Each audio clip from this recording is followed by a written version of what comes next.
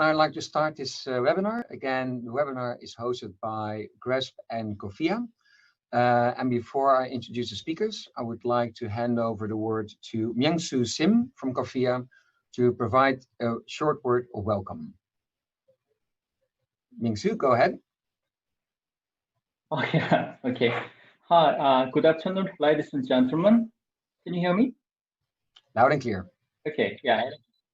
Welcome to today's web seminar, and I'm Myung-Soo Sim with KOFIA.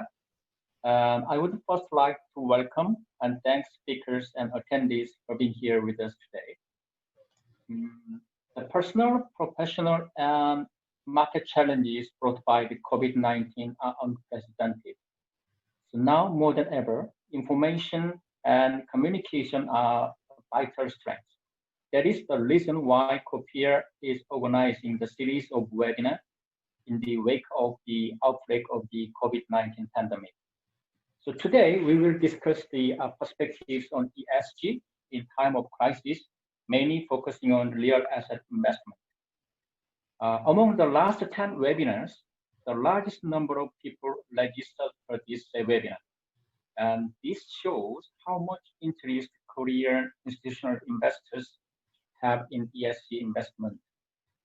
And we are truly honored to have Mr. Ruben Langbroek, the Ben McClung, and John Wade, and Ms. Jung-Hyun Mi from Singapore and Australia.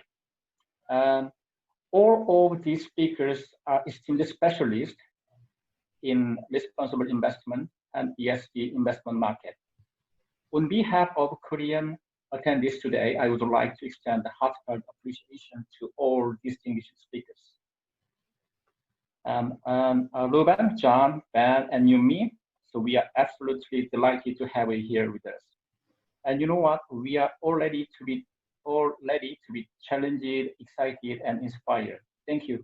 Ruben, I'll hand it over to you. 감사합니다. So yeah, we're looking forward, as said, to an insightful webinar.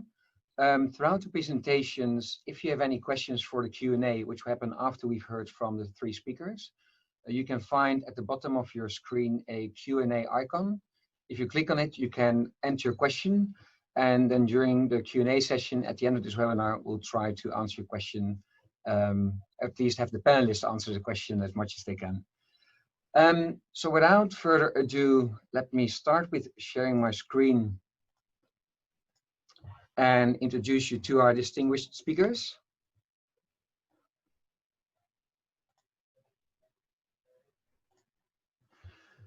So first we'll hear from Benjamin McCarran, who is not only our GRESB representative in Asia Pacific, but also is the Managing Director of Asia Research and Engagement.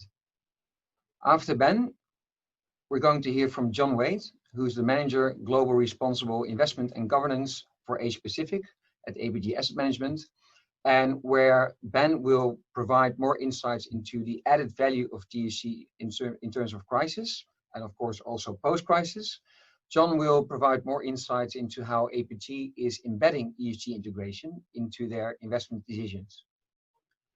And last but certainly not least, we hear from Yoon-Mi Jung from OCBC about how banks are increasingly looking at ESG across their loan products and sustainable debt finance instruments. So I think this will certainly provide us with some very interesting insights into not just how ESG is integrated, but also the benefits of that integration. And before we'll hear more from Benjamin, I would like to start with a very short introduction on ESG in terms of what it means, how different capital providers are looking at it, but also what the role of GRESB is within the ESG investment spectrum. So I suppose that many of you might have heard about the term responsible investing, which according to the UN Principles of Responsible Investing, really defines it as a strategy or a practice that incorporates environmental, social, and governance, or ESG, indicators into the investment process. And they do so with the aim to better manage investment risks and improve investment returns. And when we look at the risks, we know that there is a wide range of stresses and shocks that indeed will have impact on investment outcomes. And because their impact is material and indeed tangible, increasingly capital providers require their asset managers to disclose and address these risks in terms of how they are managing or mitigating them across their portfolios. But it's not only about managing risks. Responsible investing and ESG integration is also about improving returns. And we already know that green buildings provide general benefits to different stakeholders. But in addition, there's a large body of evidence that shows that sustainable real assets also provide tangible and financial benefits. And we'll hear more about those benefits and how investors are looking at this from Benjamin later on.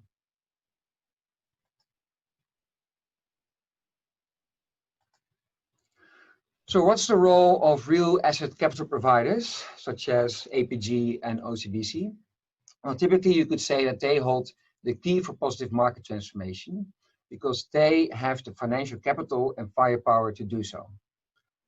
By allocating their capital in a way that is aligned with responsible investment strategies, and by engaging with different real asset managers or borrowers, they can create bottom-up commitments to improve the ESG performance of the real asset industry.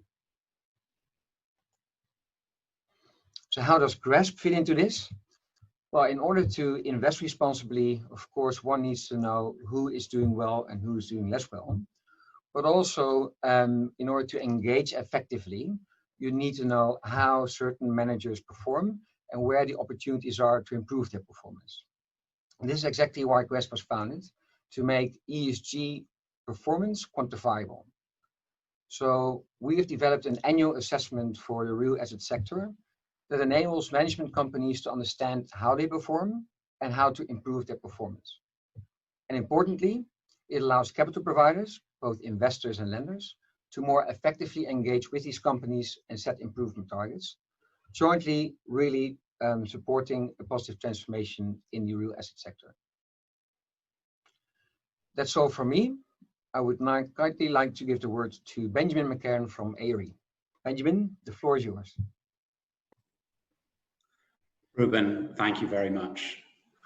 My name is Benjamin McCarran. I'm the Managing Director of Asia Research and Engagement, or ARE, which is my company based in Singapore. And we're very proud to represent GRESB in Asia ex-Japan as the de facto leading tool for investors to integrate ESG into their portfolios. I've been asked to share some thoughts on the implications of COVID on responsible investment and ESG, and basically the conclusion from our findings and our review of different studies across the region is that, if anything, ESG has strengthened investor approaches to ESG and responsible investment. ESG has led to short-term, COVID has, ESG, companies that have good ESG credentials have performed better in the short term, and there are also studies out there that show strong performance over the longer term. And also that investors are increasingly likely to demand ESG processes from asset managers and investors. But we'll probably hear more about that from John, so I don't want to steal his thunder. Thank you, Ruben, for pushing forward the slide. So the key question here, what does COVID mean for ESG? Of course, it's only one of the systemic risks that we're looking at. Behind COVID, we're obviously looking at recession. We need to think about the context for employees. And behind the recession, there is the looming threat of climate change, which is moving from being a systemic risk to a central scenario. And here we have a quote from Mirza Baig, he's the head of governance at Aviva Investors, highlighting that rather than derail the climate agenda, the pandemic has strengthened, bolstered investors' commitment to tackling systemic risks. So let's look at some of the evidence that investors are increasingly interested in ESG in this performance, in this period. You can see on this slide a survey undertaken by Federated Hermes of 200 independent financial advisors, IFAs in the UK. And they surveyed them in May 2020. Obviously, the COVID period is still going on. And they found 85% of the IFAs have seen an increase in requests to allocate to ESG-oriented funds since the start of the outbreak. And also 78% of them believe the clients want to divest from companies that are failing to support employees or broader society through this COVID period. It's interesting, that second point is very much on the S, although we'll be coming back to the climate change point later. Further evidence. This is Morningstar data looking at fund flows in Q1 of this year. It found a roughly 150 billion euro outflow from funds overall, but a 30 billion euro inflow into sustainable funds over that period. It's actually been a good time for sustainable investment fund flows, even if it's a bad time for markets overall. Ruben. Thank you. And so another aspect of ESG is the dialogue between investors and companies. And we managed to find some data on this. It's by an organization called Proxy Insight. And it shows climate change resolutions. So these are resolutions proposed by shareholders to, well, banks like JP Morgan, Barclays, fossil fuel companies like BP, and this is showing the percentage support that these resolutions are gathering. It shows 23% up until 20th of May this year, compared to 16% last year. So investors are increasingly assertive about climate change in this period, despite COVID. In fact, in the Asian region, we're also seeing movement in this area. There's a climate change proposal at Mizuho's AGM coming up next week. And we've also seen large investors commenting, such as BlackRock, on KEPCO's investments on coal power, for example, that we've seen quite recently. So again, we're finding that there's a strengthening in conviction on ESG. Ruben. So one of the questions we very often get is, what does ESG mean for performance? And we thought the best way to try to answer that question is to look at different studies that are out there. If we were doing a longer version, we'd also present some of our own data. We found relatively consistently that during the shorter term period of market turbulence because of COVID, most of the studies out there are finding outperformance for companies that have better ESG credentials. So KCGS, HSBC, S&P Global Market Intelligence, they were looking at fund performance, not just company performance. And then Morningstar, MSCI, and BlackRock were looking at ESG indices. And we believe that this is the case because ESG is very often a hallmark of good quality. A good quality company can think about longer term issues, has better governance, and factors in the interests of different stakeholders to ensure sustainable value creation. And such companies are going to typically perform better during downturns. In fact, the BlackRock study looks at a number of different market downturns and finds relatively consistent outperformance by sustainable indices during those periods. Ruben. Thank you. So obviously those studies and the COVID period is quite short term. What about the longer term? And here again, we picked a study to share with you that's a review of other studies. So Arabesque Partners and Oxford University, this was back in 2015. They compiled a review of 190 different studies looking at the links between ESG credentials and performance. And they looked at 3 different types of studies. There were cost of capital studies, operating performance studies, and stock price studies. They found in each case that ESG was correlated with higher performance.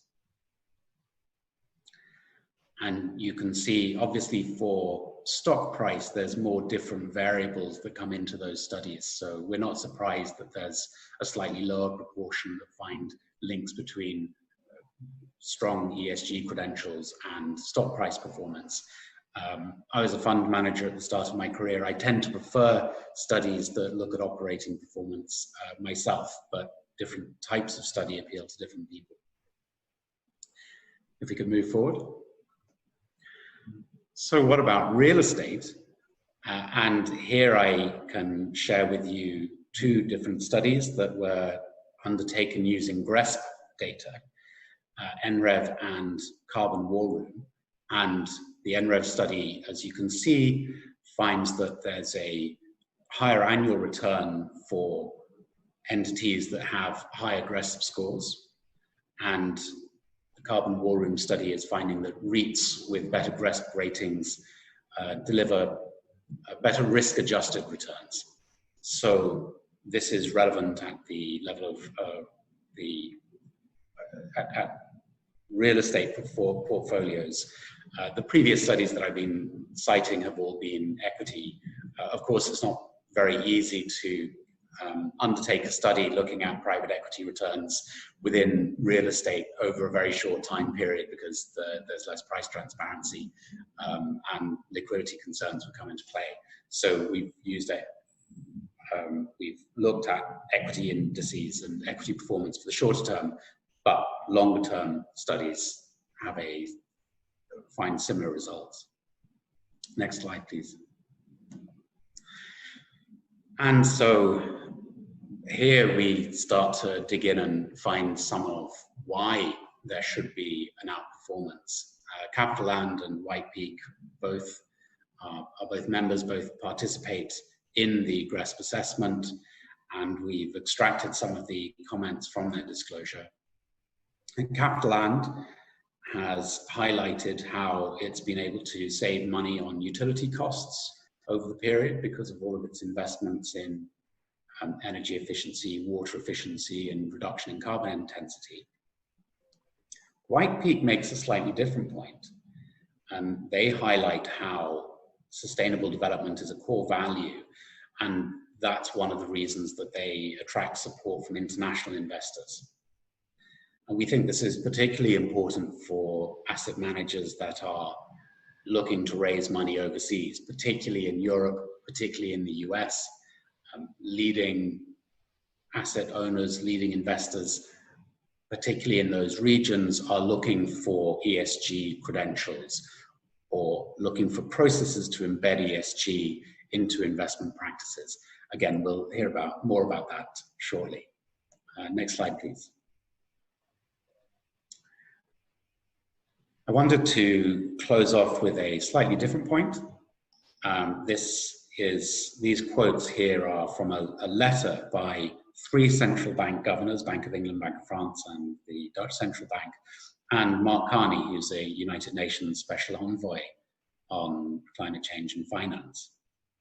And they are highlighting that it's no good to just fix today's problem of COVID and fix the recession that comes with it. If we're propping up industries, they would, well, perhaps civil society would call them dirty industries, such as fossil fuel companies, if that creates systemic risk.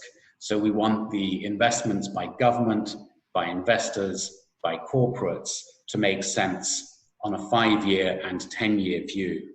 The decisions that we make now will be very important for the future.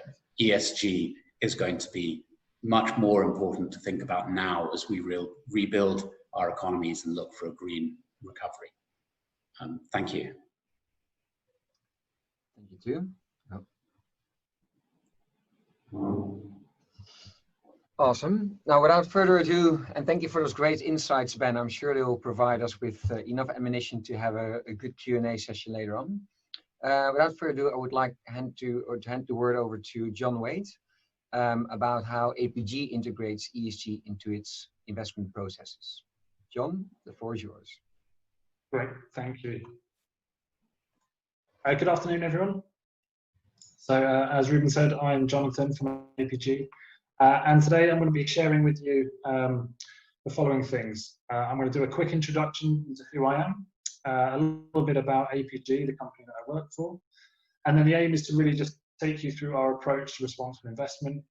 And this will cover both real estate and infrastructure. And then if we have time, or at the very end of this webinar, then we'll have time for some questions. Next slide, please. So again, my name is Jonathan. I'm a responsible investment manager for APG. So I sit within what we call APG, the GRESB team. So I'm responsible for making sure ESG matters are included in all of the investments that we do. My sort of specialty or my area is private markets, but today my presentation covers all the general principles around responsible investment. APG, a little bit about APG. APG is it's an asset manager for pension funds that are collected in the Netherlands. They collect around about 30% of all pension funds in the Netherlands, which means we've got around about 512 billion euros as of April 2020 under management. And about 80% of all those assets are managed in-house by our teams. And then the final point just to stress is that ESG is absolutely integrated across all of our asset classes. It's absolutely a foundation of the work that we do at APG. Next slide, please. So what I've tried to do here is just to break down the key elements of APG in terms of responsible investment. So we've got the strategy that wraps around everything. We've got our policies, which are kind of our rules, guidelines, alignments with global agreements. We've got a series of procedures and processes. This is about us screening our investments, doing due diligence, decision gateways and approvals. And then we've got the Global Responsible Investment and Governance team, GRESB, which is the team of people that actually sort of implement and monitor all ESG matters. Next slide, please. So just a quick summary about our policies and our alignment. So overall, we have this responsible investment and stewardship policy, which covers all of our public markets, our private markets, the general operation of the business, you name it. That policy covers the whole APG spectrum. Underneath that policy, we've got 5 kind of sub-policies. We've got inclusion. So this is about businesses that we are working with and trying to support in terms of their ESG journey. They get classified as leaders, so they're businesses that are doing very well. Or they also get categorized as laggards, which are businesses that perhaps their performance is not exemplar, but we believe we can work with them. Any other businesses, we tend not to invest. We either want to work with the best, or we want to work with people that we think we can improve.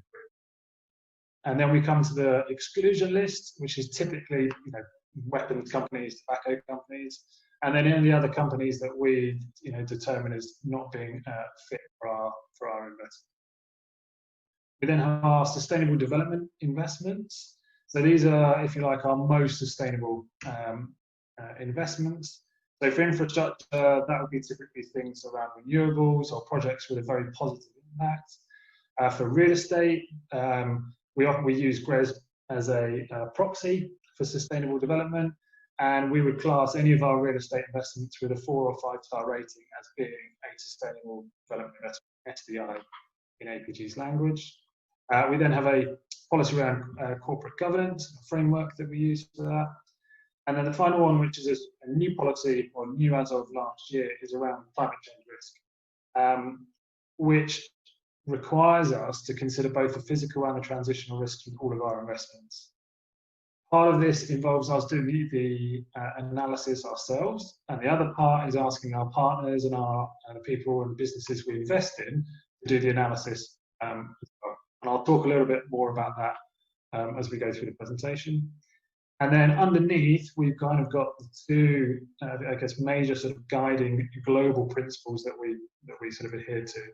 So the first of that is the UN Global Compact, which I'm sure most people are familiar with. And I've just got a little quote from UN Global Compact because it's much more succinct than I would describe it. But basically, it's about the 10 principles are around strategies, policies, and procedures, and establishing a culture of integrity so that companies are not only upholding their basic responsibilities to people and planet, but they're also setting the stage for long-term success, which I think sums up very, very neatly and is very much aligned with APG in terms of our ethos and our philosophy for investment. And I mean, the main areas of the compact are things like human rights, labour discrimination, slavery, modern slavery, environment, and anti-corruption. And as you can imagine, APG, we've got a number of policies that are aligned with all of those principles. And then we also have the OECD guidelines for multinationals. So the OECD guidelines has been around a very long time. Last year, there's been a bit of a renewed focus around financial institutions, and in particular around financial institutions, their due diligence. So that's a piece of work that we're doing at the moment within APG to look at, or to ensure that our policies, our procedures, and our general way of working is aligned with that new, new guidance. New slide. So as you can imagine, for each of our asset classes, and in this case, we're just going to talk about real estate and infrastructure, we've got our responsible investment guidelines. These documents are 15, 20 pages each, and set out all of the aspects of responsible investment that both our managers and our ESG professionals like myself have to adhere to. On the next slide, please. And the next slide really sums up, I guess, the key elements from those policies and those procedures. So I've titled this as sort of what I'm looking for, but this is really, this 8 elements are what form the basis of the due diligence that we undertake. That's not to say that we don't look at other things, but these are the, if you like, the minimum 8 things that we have to include. So we're looking for alignment, contractual commitment to the UN Global Compact principles. So again, similar to the way that we operate. We're looking for participation in GRESB. That's both for infrastructure and for real estate. We're also looking to see if scores have been improved or how they compare to peers. We want to see businesses who've got a responsible investment policy. Often we will find that a business perhaps doesn't have a specific policy, but has numerous other policies around responsible investment. So again, we're looking to see those. We want to see or be able to clearly demonstrate that ESG impacts have been considered around the investment, and not just considered as material risks, but considered in terms of their impacts on the ability of the asset to generate revenue. We want to see monitoring and regular reporting, notified as there. And then we're also looking at international standards. Because APG is headquartered in the Netherlands, and we've got offices in New York, Hong Kong, we tend to be trying to look for more international standards when it comes to our assets. We recognise that in Asia, that's not always the case. So in those instances, we do then look at local standards when it comes to, in particular, around real estate.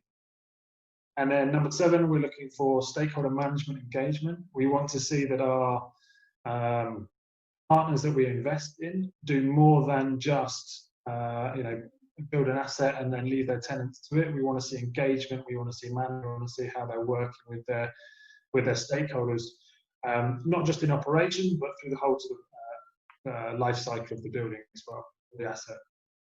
And then finally, we're looking for materiality assessments, because what we believe is that businesses that look at those materiality assessments, or businesses that do them in a proper way, understand better the risks that are facing their businesses. So they're the key elements. They're the 8 things. These elements are then typically built into the investment conditions, and they become contractual conditions on an investment. That's very, very normal. But we would also look to add further conditions. So, for an example, the last investment I was looking at related to a logistics company in Korea, in fact, and we included some additional conditions, and they were derived based on an analysis that I did looking at the policies the business had and their GRESB performance. And we found a gap, and we had numerous discussions with this business because we've done a lot of work with it before, and we came up with 3 additional conditions above the 8 above that I've just taken you through. They were renewable energy analysis, biodiversity assessments before they do any construction, climate risk analysis, and then staff satisfaction surveys. And those things came out of the due diligence that we undertook, and were also designed to help improve their GRESB score. Next slide, please. So just a little bit about APG and GRESB. So APG was actually one of the founding, founding partners, founding members of GRESB, 10 years ago. And I've just got a quote here from Patrick Cancers, who's our Managing Director of Global Real Estate. I've just highlighted the bit in red is the key, really. If you can't measure and compare, then it's difficult to engage with a manager on how to improve. And for us, that really summarizes our approach. We want to see the businesses that we work with improve. And this comes back again to our policy around inclusion. We want to work with the best, but we also want to help other businesses improve. So our approach is very collaborative, and it's very, focused in terms of the ability to measure it within GRESB. Next slide, please. So not only do we measure, do we look at the individual investments, but we also aggregate them together and then look at our performance as a business compared to our peers. So you can see here, the blue line is the APG score, and the red is the GRESB sort of average score. So you can see that generally we've been progressing year on year, but the gap between the peer average and ourselves is closing pretty much in all markets. So we use this kind of information to help steer our strategy and help encourage conversations with our partners. Next slide, please. And not only do we monitor the overall performance of our assets, we actually are now starting to look, and this is just a test, but we're starting to look at the performance of our individual portfolio managers. So I've viewed it here just for, sensitivity reasons, but underneath each of the bars you can see here, there should be a name, and these are all of my colleagues within Hong Kong, who are the portfolio managers, and we are starting to look at, which portfolio managers have the highest, in this example, energy consumption for their investments that they manage. It's clearly not perfect, but it's starting to be part of the conversation that we have internally with our portfolio managers, and that then gets relayed, externally in terms of improvement. Next slide, please. So, as most of you will be aware, within GRESB, the management section tends to be the areas where people generally score the highest. So I've sort of highlighted those on this slide. And that's primarily because, or in my view, is that these tend to be the areas where the evidence is paper-based. The key thing that I want to stress here is that at APG, we recognise that you need a policy in place before you can do anything. So it's incredibly important. But we are incredibly interested in looking for deeper evidence of how that policy is enacted and how it's implemented, and how how an asset is specifically impacted in terms of its performance by that policy. So quite regularly during the sort of due diligence stage, I'll be reviewing all the policies that exist for a business, and then I'll be looking to see how that translates into on the ground impacts.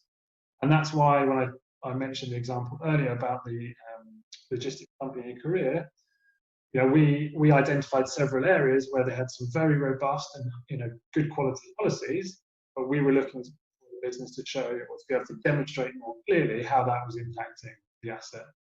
And then my final sort of point on this slide is really, we do actually read those annual sustainability reports that people produce, because I know they take a lot of time, but they do often have a lot of content that we're interested in. And then the next slide, thanks, Ruben. So this slide is really about our current focus. So again, because we know that the management side of GRESB tends to be where the highest scores are, there's clearly an area for improvement. Our focus at APG is predominantly going to be around the climate change aspects, so both the physical and the transitional risks. driven again by our policy. But also we recognise that in order to improve things like energy performance of an asset, we recognise that our partners are going to have to do more work in terms of their engagement with tenants and occupiers. So they're going to be our two areas.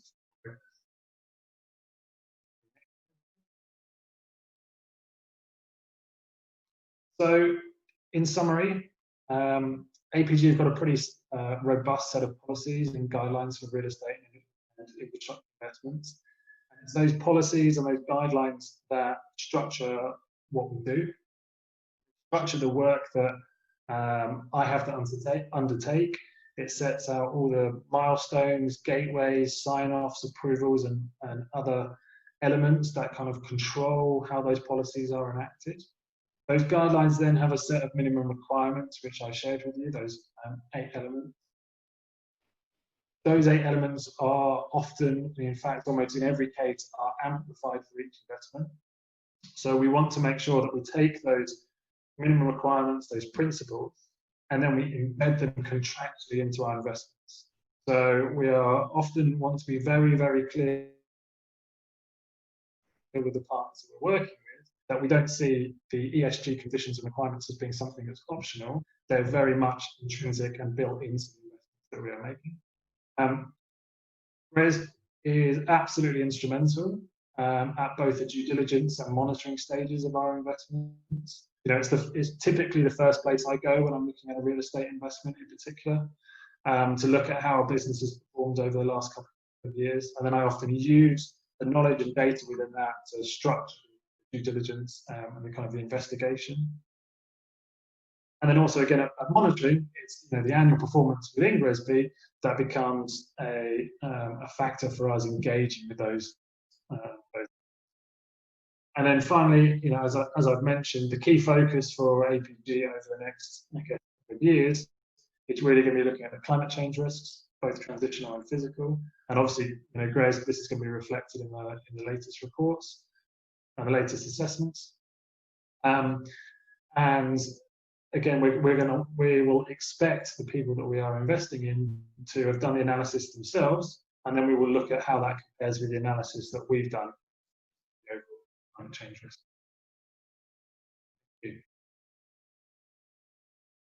Next slide.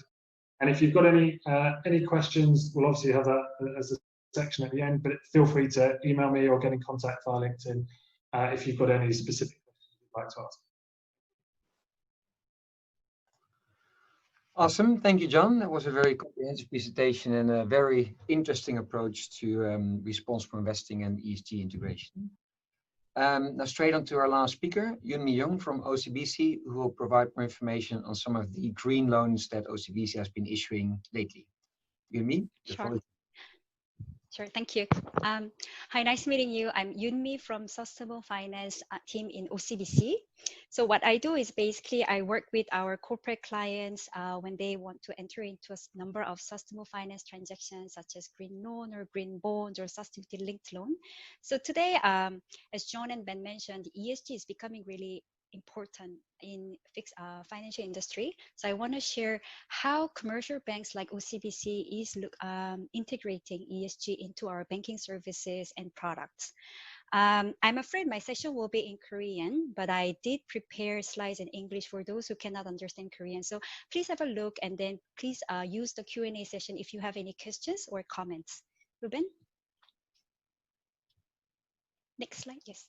안녕하세요. 저는 OCBC 기업금융에서 근무하고 있는 정윤미라고 합니다. 아까 이제 앞에 발표자분들이 말씀하셨던 것처럼 지금 금융기관 쪽에서 ESG 또는 이제 Sustainable Finance 이런 게 굉장히 좀 빨리 이렇게 성장하고 있는 추세예요. 그래서 오늘은 이 기회를 빌어서 이제 OCBC와 같은 일반 은행에서는 어떻게 이 Sustainability를 지금 인테그레이트하고 있고 또 이제 부동산 업계나 아니면 회사분들이 기업분들이 어떻게 이런 Sustainable Finance 트랜잭션을 활용하시는지에 대해서 다양한 예시를 좀 드려보려고 나왔어요. 이제 일반 은행에서 Sustainable Finance라고 하면 보통 두 가지 업무를 크게 볼 수 있을 것 같은데요. 첫 번째 이제 왼쪽에 있는 리스크 관리, 이제 ESG 관련된 리스크를 이제 은행의 상품이나 뭐 크레딧 리스크 프로세스에 좀 같이 보자라는 그런 게 있고요. 또 다른 쪽 측면은 이제 그 새 사업 개발이나 새 상품 개발을 하는 게 또 있어요. 그래서 오늘 저는 이쪽에 대해서 얘기를 하려고 하고요. 그래서 우리가 흔히 이제 Sustainable Finance Transaction이라고 하면 이게 뭐냐면 사실 그냥 그러니까 아주 크게 보면 그냥 은행의 다양한 상품에 이때까지 얘기했던 뭐 ESG 이런 부분을 좀 접목시켜서 고객분들이 ESG에 대해서 조금 더 관심을 가지고 조금 더 많이 노력을 기울일 수 있도록 좀 지원을 드리자 하는 그런 상품이고요. 지금 시장에 있는 Sustainable Finance Transaction 이렇게 좀 보면 그 상품의 목적에 따라서 크게 두 가지로 나눌 수 있을 것 같아요.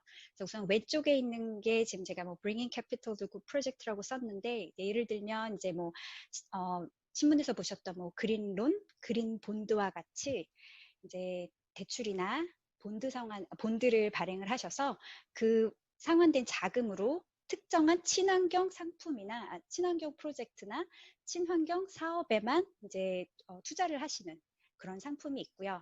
오른쪽에는 제가 Sustainability Linked Loan 또는 본드라고 했는데 이제 이거는 이제 자금의 사용처에 대해서는 전혀 제한이 없는데 대신 뭐가 있냐면 기업의 Sustainability Performance랑 그다음에 대출 이자를 연동을 시키는 그런 상품이에요. 그래서 지금 크게 두 가지 상품이 지금 마켓에서 활발하게 마케팅이 되고 있고요.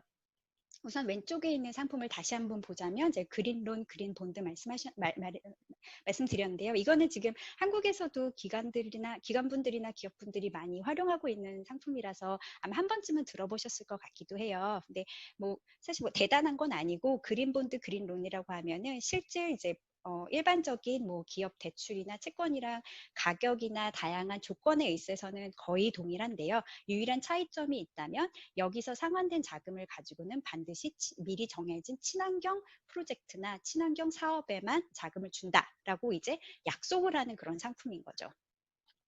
왼쪽에 있는 그래서 뭐 예를 들어서 이제 최근에 그 어디죠? 한국전력에서 그린본드를 발행을 했어요. 그래서 이 그린본드를 발행하면서 이것을 가지고는 우리는 신재생 에너지 등등의 친환경 프로젝트에만 돈을 쓰겠습니다. 라고 해서 그린본드를 발행을 했죠.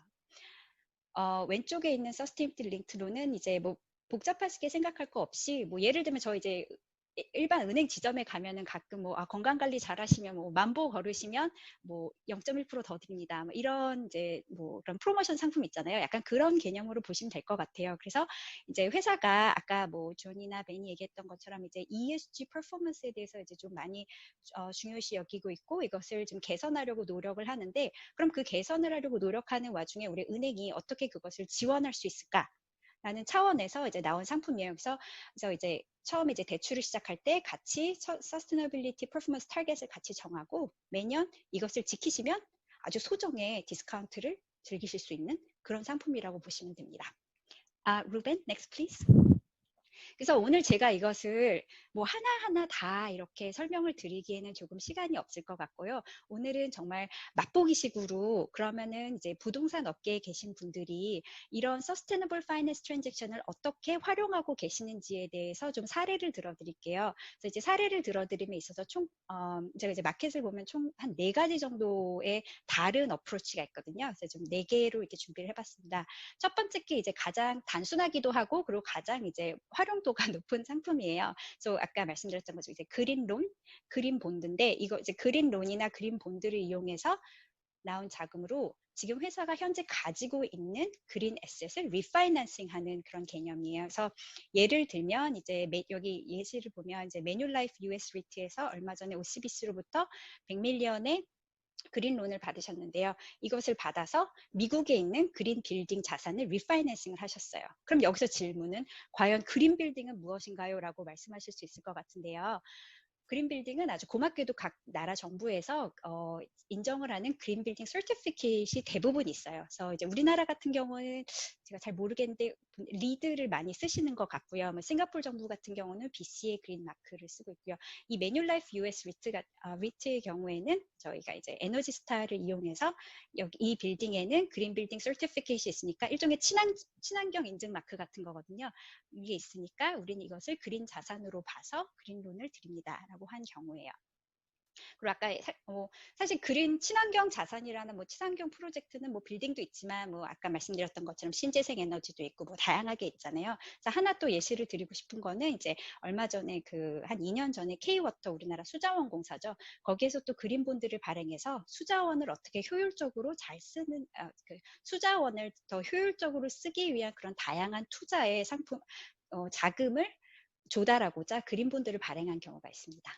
루벤, next please.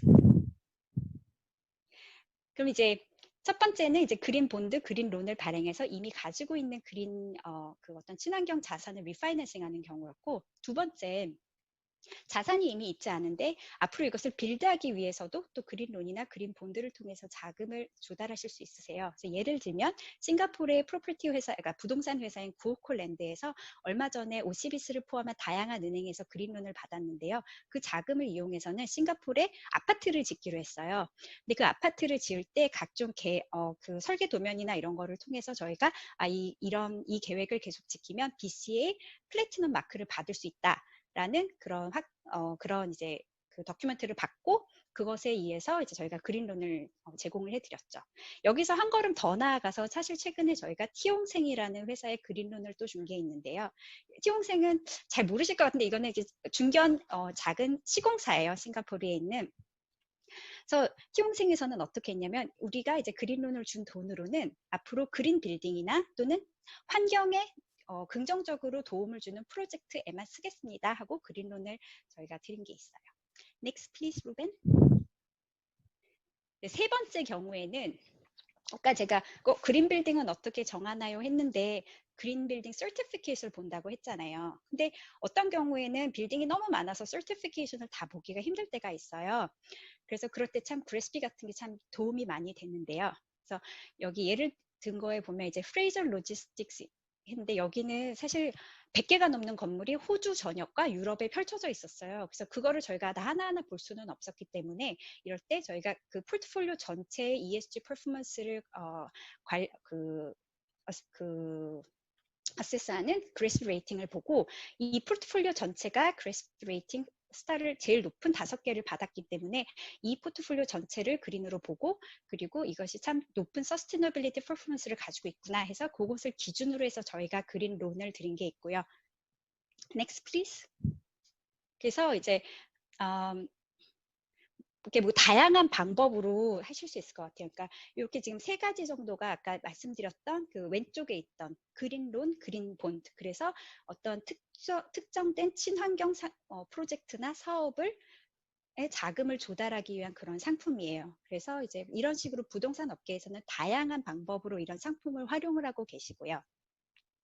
왼쪽에 있었던 왜 서스테너빌티 링크 론 있었잖아요. 이건 아까 말씀드렸던 것처럼 이제 그 자금을 어디다 쓰는지는 중요하지 않지만 그냥 그 인터레스트 금리가 이제 연동이 되는 그런 상품이라고 말씀드렸는데 여기서 또 다시 또 GRESB가 굉장히 유용하게 쓰여요. 그래서 뭐 아까 여기 예시를 들면 최근에 또 저희 은행에서 링크리트라고 이제 홍콩에 있는 부동산 회사에게 이제 서스테너빌티 링크 론을 줬는데요. 이때 저희가 GRESB 레이팅을 서스테너빌티 타겟으로 이용을 했어요. 그래서 같이 애뉴얼 타겟을 정하고 그것에 맞춰서 이제 그 이자율을 연동시키는 것으로. 그리고 뭐 잘 아시겠지만 사실 GRESB는 그 부동산에서도 많이 쓰이지만 흔히 말하는 이제 리얼 에셋 펀드에서도 많이 쓰이세요. 그래서 영국에 있는 테임스 워터는 또 자기네 그 수자원 관련된 유틸리티 그 인프라스트럭처의 GRESB 레이팅을 받아서 그거를 또 서스테너빌티 링크 론으로 활용하기도 했습니다. 그래서 사실 제가 좀 시간이 좀 작아서 그 굉장히 수박 겉핥기식으로 어떻게 그 부동산 업계에서 다양하게 이런 서스테너블 파이낸스 트랜잭션을 활용을 하고 있는지에 대해서 그냥 간단하게 말씀을 드렸고요. 혹시 질문 있으시면 또 질문해 주세요. 나중에 Q&A 시간에. Thank you.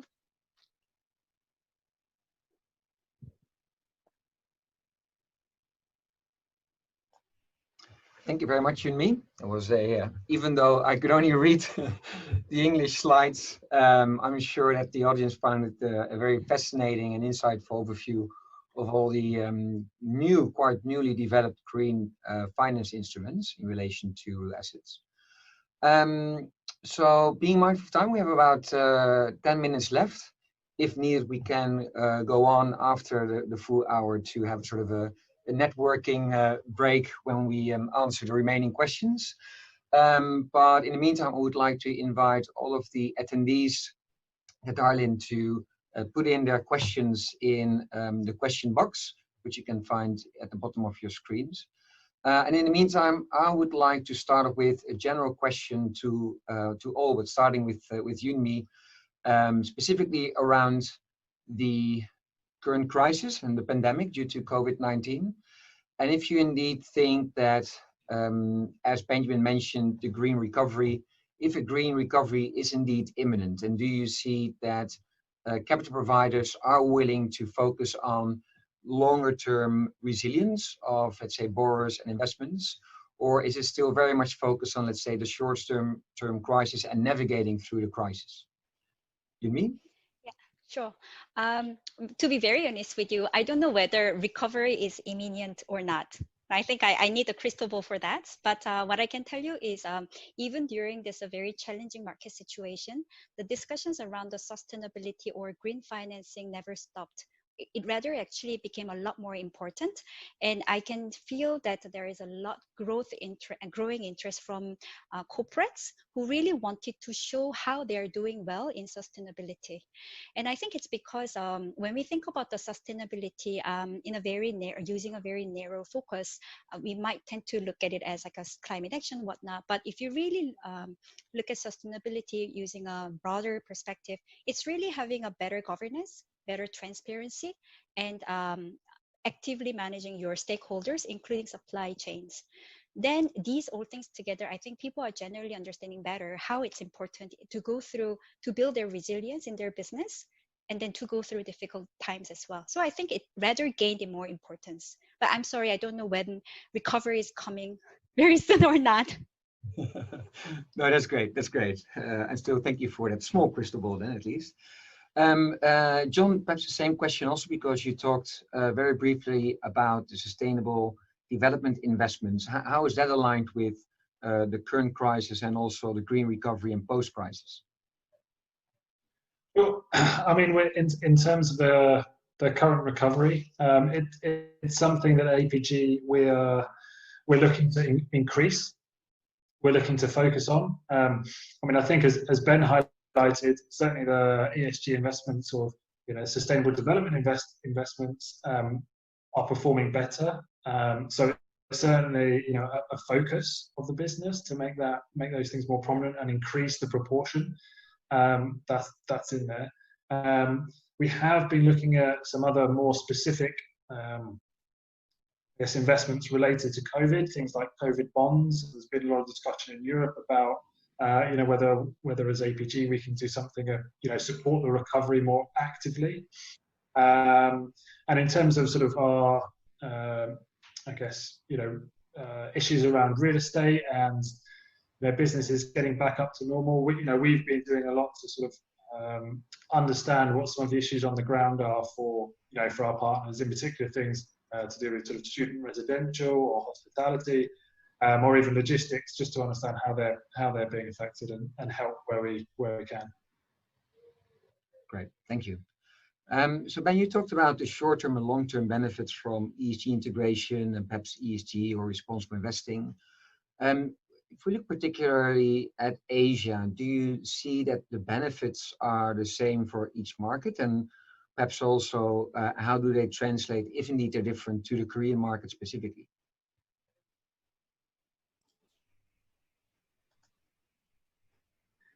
I think it varies across the region, market by market, to some extent. And if we sort of stay broad and talk about general standards for a moment and talk about investor evaluation of companies, actually, in a way, the signal effect of ESG when you want to make an investment decision in many Asian markets, we think is higher.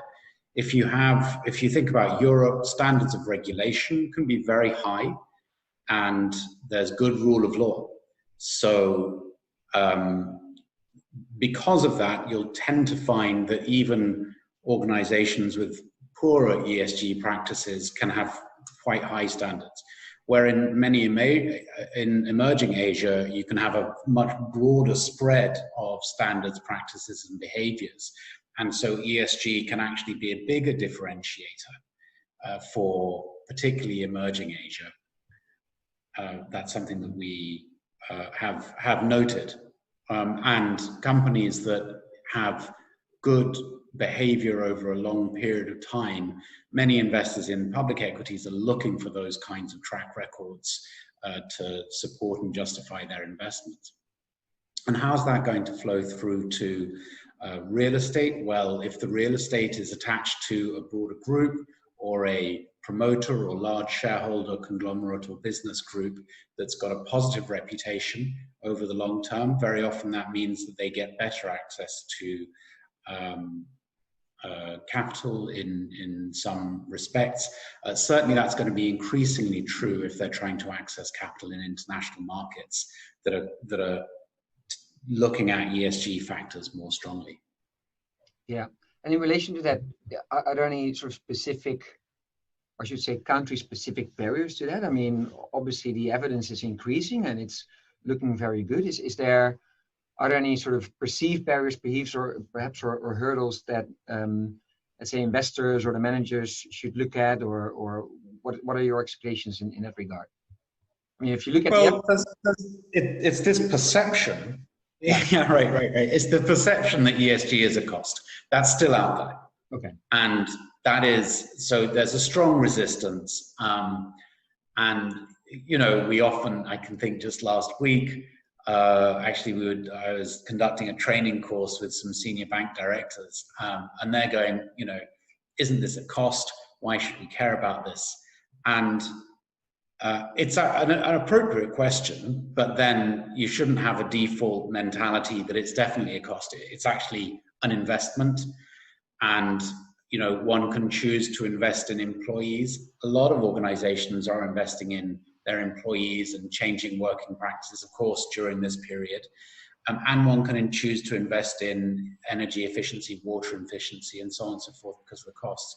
I think that in the Korean context, the climate change targets that are being proposed by the current administration out to 2050 may become relevant in regulation in the future. We should look at some markets, Australia, some cities like New York, where we see energy efficiency standards come in, and like in Australia, the government won't rent buildings, won't be a tenant if the energy efficiency performance of the building is too low. So that does need to be factored into the long-term planning for real estate and will become increasingly relevant in markets like Korea going forward. Very interesting. Thank you very much. I'm very conscious of time. It's exactly at the hour. So those attendees that would like to leave, thank you very much for attending this webinar. We'll make sure to also post the recording on our mutual websites. For those that want to stay a bit longer, as I mentioned, a digital coffee networking break.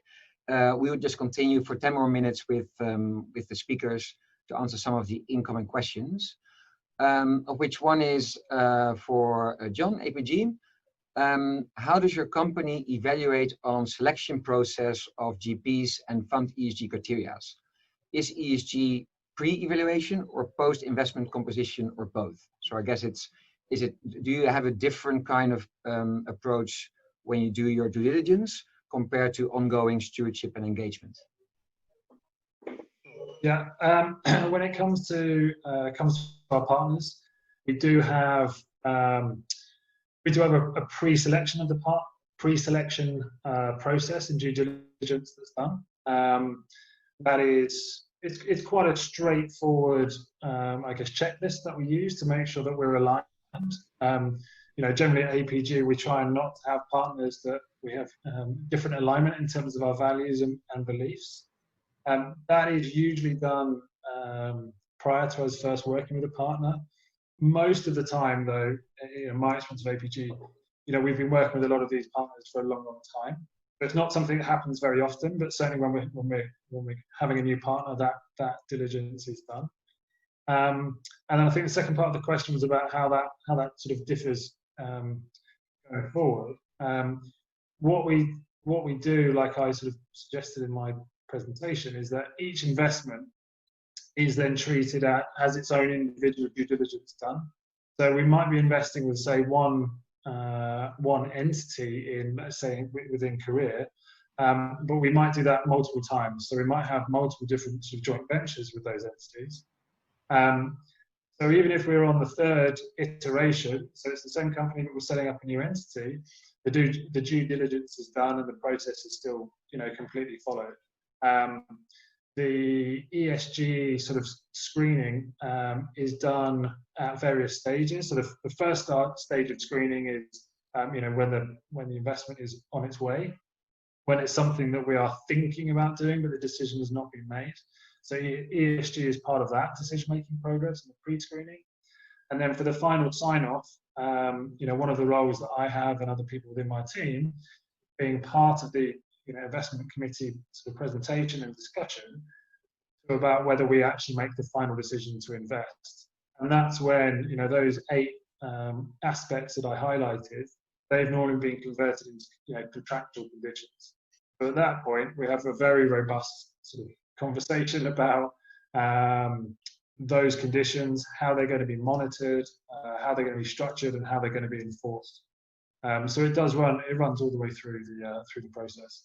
And then, in fact, the most difficult bit is often not getting the conditions within the contract, because everybody usually wants to get the deal done. But the hardest bit is the engagement and monitoring, and making sure those things are followed up and done in an effective manner. Thank you very much. Another incoming question from Yunbi from IGSAM. Question is to Yunmi: when a real estate asset manager sets up a fund from capital from investors, how would this be different from getting green loans from banks, probably presuming a 100% leverage? For example, can asset managers expect lower interest rates? What would be the other benefits? Sure. In fact, the following question is also, again, like, what is the pricing benefit of the green bonds? Yeah. So perhaps I'll try to address them together. So this is really the first question that I always get whenever I try to promote green financing to our clients. So when it comes to the green loan, I should say, no, there is no pricing difference, because so I guess the objective of the green loan is really for companies to raise their sustainability related profiles by saying, I'm raising this much of money to invest in projects or business that has a clear environmental or social benefit. And that is how I am contributing to sustainable development of the society. And that's how I'm making my company future ready and resilient. So that's really a strong message that company is sending. So when most of the clients that we work with together for green loan, they were not really interested or motivated by the pricing factor. They're really more interested in the profiling and the fact that when they enter into a green loan or green bonds, the news goes to the investor community. So that was really another interesting point. For example, like there was another property company that had a fantastic environmental technologies, whatnot, but they're very famous among the construction sector, but they were not famous among the investor community. So by actually connecting these 2 dots, they could engage investors better, etc., etc. So that was really a profiling game. But having said that, when it comes to the green bonds, the answer becomes a little bit more complicating, because green loan, the pricing is decided between bankers and then the lenders. So straightforward. Bonds, as a banker, what we do is we package that, we go to the market, we try to attract the investors for the companies, right? So as John and Ben was saying, investors are increasingly looking into ESG, increasingly looking into green assets to invest in. So naturally, we tend to see more interest from the investors when companies issue green bonds. So although I cannot tell you that a green bond is cheaper, however, we see that green bonds, when it comes to the market, it tends to attract a lot more investors, has a lot more oversubscription, hence potentially reducing the pricing, but with 100 different disclaimers. Okay, hope this answers the questions. Yeah, and thanks for those disclaimers. Very handy. Perhaps in relation to not so much pricing, but obviously, as you explained, Junmi, green loans typically have, or sustainability-linked loans indeed have sustainability performance targets. And of course, you'll try to monitor achieving those targets or maintaining a certain performance. Is the same true for you, John, in terms of setting specific targets for your managers, and also what happens if managers don't meet those targets? What are some of the discussions you have if that occurs? I mean, I'm not privy really to the managers in terms of their, whether there's a connection to their overall, sort of remuneration performance discussions. Perhaps it's more something. Perhaps it's more about in general. You set certain expectations. Sure. So what happens yeah, I mean, with those managers if those expectations aren't met, or targets even. I mean, yeah, I mean, it tends to be that if targets are not being met in terms of GRESB performance or ESG performance, that message doesn't necessarily come from my team, from the GRIG team. It tends to come from the very top. So usually what happens is we do our annual kind of reconciliation of performance. So those graphs that I showed you with the sort of the trends closing, we do that as the GRIG team centrally, but then that will go to our head of our investment committee for kind of information and analysis, and then they will then go through the data and pick up areas where they think we are underperforming, and then they won't come through me. They'll come straight to the deal team and say, guys, why is this not happening? Why are we losing ground on our peers? Why are our peers increasing? What can be done? What's your action plan? So it tends to get forced onto the deal teams, the investment teams directly. And then usually what happens is they then come to me and come to my team and say, right, this is what we want to do. How can you help us implement this plan? And that might be just, okay, we need to do a review of the contractual conditions that we've applied, and how can we go and pick out a number of poor performers, and then help them over a 6 or a 9 month period to improve their performance. So it's a very normal and sort of typical conversation to have, but it comes right from the sort of the investment committee down, and then it's only usually when they need some actual sort of technical support or getting into the detail and doing some due diligence that it comes to me. So it runs right through our investment team, and that's where the impetus comes from. Excellent, great. Well, it's good to see that it really is so far integrated across different teams and organizations. Yeah. Excellent. Okay. Well, thank you very much. We are now 10 past our original ending time. We do have some other incoming questions, but I would like to propose to answer them separately, and we'll make sure we'll follow up with all of the attendees. So thank you all very much for your presentation and some fascinating insights into ESG integration, even through the different crises, including the one that we're currently in. Thanks everyone for listening in as well. We hope you really enjoyed this webinar. And I would like to give the final word to Myung-Soo from KOFIA to wrap up this webinar. Myung-Soo, the floor is yours.